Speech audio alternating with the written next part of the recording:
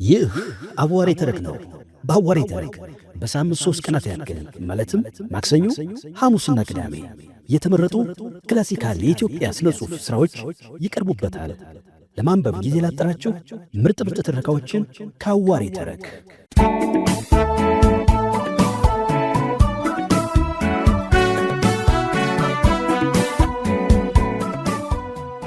አንድ ለእናቱ ታሪካዊ ልብወለድ ክፍል 19። ደጃዝማች ማሩ ወንድ ልጅ ስላልነበራቸው በሞቱ ጊዜ ሰራዊታቸው ተበትኖ ከግዛታቸው የሚበዛው ክፍል ለራስ ኢማም ትንሽ ወንድም ለማርዬ ጉግሳ ተሰጥቶ ነበር። በዚህ ጊዜም ወይዘሮ ወለተ ተክሌ ከደጃዝማች እንዳዋ ጋር ነበሩ። ወይዘሮ ወለተ ተክሌ እንደዚያ የሚወዷቸው አጎታቸው በሰው እጅ ሙተው ልጃቸው ክንፉ በወንድማቸው ገዳይ እጅ ምርኮኛ ሆኖ ተቀምጦ ሳለ የደረሰባቸውን ሐዘን መግለጽ የሚቻል አይደለም። ልክ እንደ ወይዘሮ አትጠገብ ሆነው ቁጭ አለው። እኒያ በውበታቸው ልዩ የሆኑ ሴትዮ በአንድ ወር ውስጥ ውሻ በጨው የማይነካቸው መሰሉ። ያሙ እንዳላ ሰውነታቸው እንደ ጨው ሟሙቶ መቀነታቸው ሊሾልክ የደረሰ መሰለ።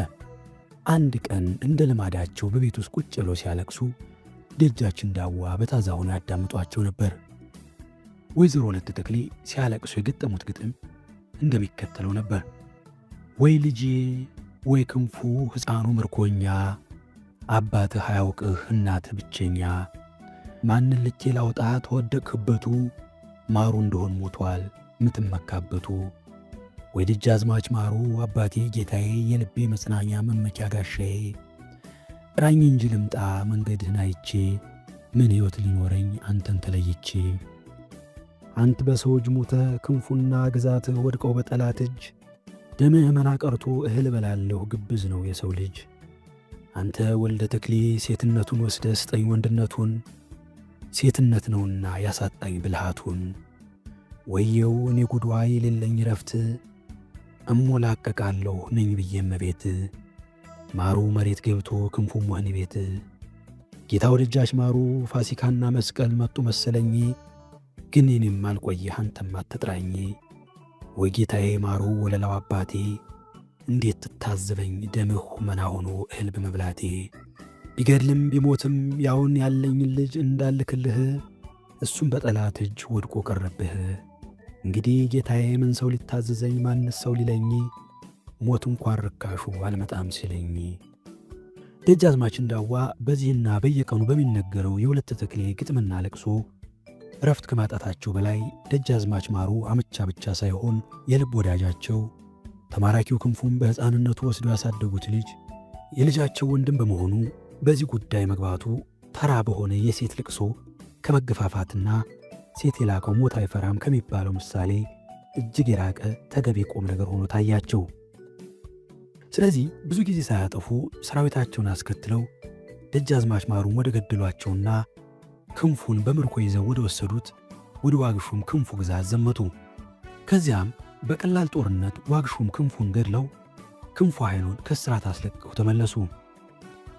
ወይዘሮ ወለተ ተክሌም የተወደዱ አጎታቸውን ገዳይ ገድለው የተማረከ ልጃቸውን አስለቅቀው የተመለሱላቸው ባላቸውን ለመቀበል ያደረጉት ድግስና ዝግጅት በለጋሱ የደጃዝማች እንዳዋ ቤት ታይቶ የማይታወቅ ነበር ይባላል። ወይዘሮ ወለተ ተክሌ በዚህ ደስታቸው መካከል ወደ ደንቢያ ቢሄዱ የደጃዝማች ማሩ ከተማ በማርዬ ጉግሳ የበታች ሹሞች ተይዞ የደንቢያው ግርማ ማሩ እንዳልነበረ ሆኖ የሚያገኙት መሆኑ አልፎ አልፎ ትዝ እያላቸው የደስታ ወይም የሐዘን ማይሉት እንባ በዓይናቸው ከንበል ሊል ነበር። ቢሆንም እኔን ጀግናና ባለውለታ ባለቤታቸውን ለማስቀየም ስላልፈለጉ ሐዘናቸውን ለራሳቸው ውጠው በግብሩ ላይ አዝማሪዎች ቀርበው እንዲጫወቱ አዘዙ። ከዚህም በቀር ደጃዝማች ማሩ ከሞቱ ወዲህ ውሃ ያልነካውን ሰውነታቸውንና ራሳቸውን ታጥበው ለባብሰው አምረው ወጡ። ቢሆንም ደጃዝማች ማሩ በጣም የሚወዷቸውን ያህል በሞታቸው እጅግ ያዘኑ በመሆናቸው የደጃዝማች እንዳዋ ድል ጠላታቸውን ቢያጠፉላቸውና ልጃቸውን ቢያስፈታላቸውም ማሩን ከሞት ሊመልስላቸው እንዳልቻለ ስለሚያውቁ እንባቸው አልፎ አልፎ ፈሰስ ማለቱ አልቀረም። ደጃዝማች እንዳዋ የወይዘሮ ተክሌ እንባ ደስ አልላቸው ስላለ ከተቀመጡበት ተነስተው ወይዘሮ ወለተ ተክሌ ልክ እንደ አንድ አሳላፊ ሆነው በዚህ ስጋ አምጣ በዚህ ጠጅ ቅዳ ከሚሉበት ጠርተው ወደ አዳራሹ ጓዳ ወሰዱና ውድ እህቴ ሆይ እምባሽን ለማድረቅ አልነበረም ይህን የሠራሁት? እኔ እንኳንስ በአንቺ በምወድሽ ባለቤቴ ላይ በማንም ላይ እምባ ማየት አልፈልግም። ጦርነት ገጥመውኝ ለሚሞቱት ሰዎች እንደማለቅስ ታውቂያለሽ። የማለቅሰውም በሚስቶቻቸው፣ በልጆቻቸው፣ በእህቶቻቸውና በእናቶቻቸው ፊት የሚወርደውን እምባ በማስታወስ ነው። የዛሬውን እምባ እንኳ ለዋግሹም ክንፉ ቤተሰቦች አትተይላቸውም አሏቸው። ወይዘሮ ወለተ ተክሌም ደጃዝማች እንዳዋን በጣም ሊያስደስቷቸው በሚገባቸው ቀን ያስከፏቸው መስሎ ስለተሰማቸው የለም ጌታዬ፣ የዛሬው እምባዬ ሐዘን አይደለም፣ ደስታም ያስለቅሳል እኮ። ቅጡ ጠፍቶኝ ነው የማለቅሰው። ግድ የለም ቅር አይበለው፣ ሰራዊትዎን ቅር አይበለው። ይግቡና ተቀምጦ አዝማሪዎች የሚጫወቱ ጨዋታ ይጀምሩ አሉ። ደጃዝማች እንዳዋ ወይዘሮ ወለተ ተክሌ ወደ አዳራሹ ተመልሰው ገብተው እንደተቀመጡ አዝማሪዎቹ ዘፈኑን ቀጠሉ። በፊትም እንደተለመደው በዘለሰኛ ጀመሩ። በድምፁ በግጥሙና በጭራው በመላው የደጃች እንዳዋ የአማራ ግዛት ውስጥ ተወዳዳሪ ያልነበረው አዝማሪ በመጀመሪያ የሚከተለውን ገጠመ። ይህን አውቆ ነው ጥንትም የመረጠህ፣ ተቋራጅ ወጥቶ ወለቴን የሰጠህ፣ ጀግናው ደጃች ማሩ የጎበዞች አውራ፣ ሞት የማይቀር ሆኖ ብትሞትም ሳትፈራ፣ ተለይቶ ቀረ አገው ተወገራ፣ ተተጋቡም ወዲያ ይጋቧል ተንዳዋ፣ ለዋግሹም አጠጣው የዚያን ጀግና ጽዋ። ደጃዝማች እንዳዋ የአማራው መኮንን ያማች ደም አይተውም እንኳን የወንድሙን። ሰቆጣ ተዋግተው ሁለት አሞሮች፣ አንደኛው ለራሱ አንደኛው ለሟች። የሁለቱም ላቦች መሬት ላይ ሲረግፉ፣ የአንደኛው ተሰብሮ የአንዱ ዳነ ክንፉ።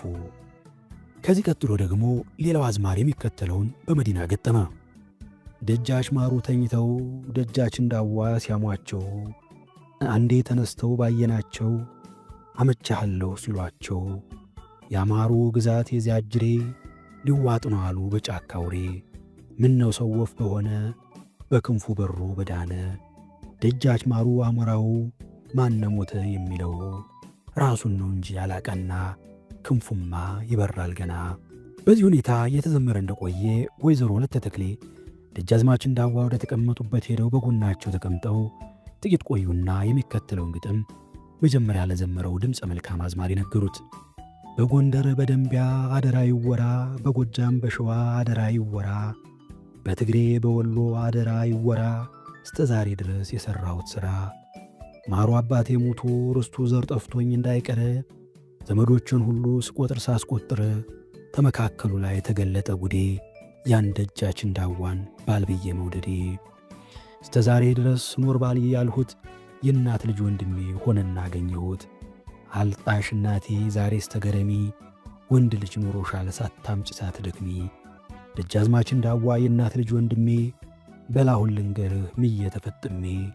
ፍታኝና ለፍታ ይፍረድብን አገር፣ የሠራነው ሥራ ይተረኪን ነገር። በሠራኸው ነገር አገር ይደነቃል፣ እህት ጋር መኝታ ማን አድርጎት ያውቃል።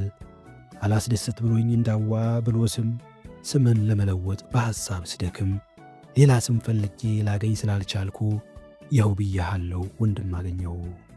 በዚህ ሁኔታ የደጃዝማች እንዳዋ ድል ተከብሮ ወይዘሮ ወለተ ተክሌና ደጃዝማች በስምምነትና በፍቅር ጥቂት እንደቆዩ ራስ ማሙተው ራስ ማርዬ ከደጃዝማች ማሩ ግዛት ከቆረጡት ብዙ አገር ሌላ የራስ ማመን ግዛት በሙሉ ያዙ። ልጅ ክንፉም የእንጀራ አባቱን ደጃች እንዳዋ ተማርኮ ከታሰረበት እንዳስለቀቁት ለጥቂት ጊዜ ከእናትና ከእንጀራ አባቱ ጋር ከቆየ በኋላ ተከታዮቹን ይዞ ወደ አባቱ የትውልድ ቦታ ወደ ቋራ ሄደ። ልጅ ኃይሉም ራስ ከበጌ ምድር ካጠራቀማቸውና ከደጃዝማች ማሩ ሰራዊት ውስጥ ተቋርጠው እንደቀሩ በደንቢያና በሌሎችም ቦታዎች ካገኟቸው ወታደሮች ጋር የመጀመሪያ ልጃቸው ክንፉ እንደደረሱላቸው ሲያዩ በጣም ደስ ብሏቸው በዕድሜያቸውም በረጅም ጊዜ ስርዓቱም በጤናውም ሲባል ሰውነታቸው ድክም እያለ መሄድ ጀምሮ ስለነበር በየጊዜው የአረብን፣ የቱርክን፣ የግብፅን ጦር መክቶ የሚይዝ ገዢ የሚያስፈልገው ጠረፍ ግዛታቸውን ለዚህ ወጣት ልጃቸው ሰጡት። ክንፉ የቋራ ገዢ እንደሆነ የደጃች ማሩ ወንድምም ድሮ ከምኑም ሳይገባ ከወንድሙ ጋር እስከዚህ ሳይግባባ የኖረው ደጃች ወልደ ተክሌ የማሩ ግዛት ለኔ ይገባኛል እያለ በብዙ ሁኔታ ሲሞክር፣ ወለተ ተክሌ ደግሞ ያጎታቸውን ግዛት ለልጃቸው ለክንፉ ለማድረግ ሲሞክሩ ወልደ ተክሌ በአቅም ማጣት ወለተ ተክሌ በቦታ ርቀት ሲቸገሩ ራስ ማርየና ደጃችን ዳዋ በብርቱ ተጣሉ። ሁለቱም ከባድ ጦርነት አድርገው ጀግናውና ቁም ነገረኛው ደጃችን ዳዋ በጦርነት ላይ ሞቱ።